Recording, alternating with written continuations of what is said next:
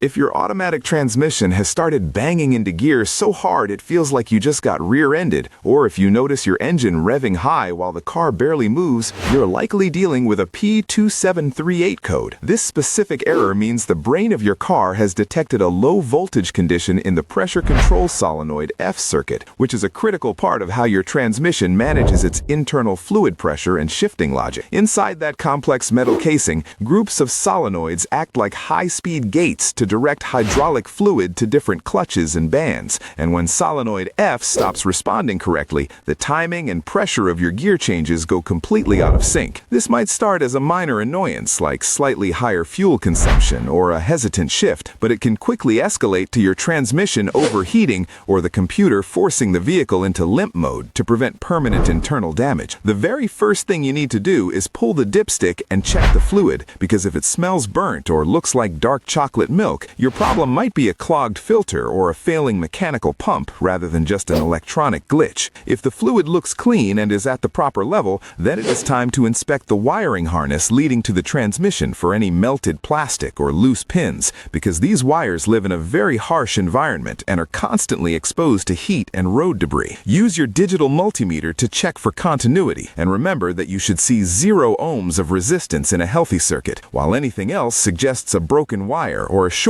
that needs to be cut out and repaired. You should also look at the valve body for any blocked hydraulic passages, because even a tiny piece of debris can stop a solenoid from doing its job, even if the electrical part is working perfectly. Taking care of this early is vital, because letting a transmission slip or bang into gear for too long will eventually turn an electronic repair into a full transmission rebuild, which is a much bigger job than just swapping a solenoid or cleaning a connector.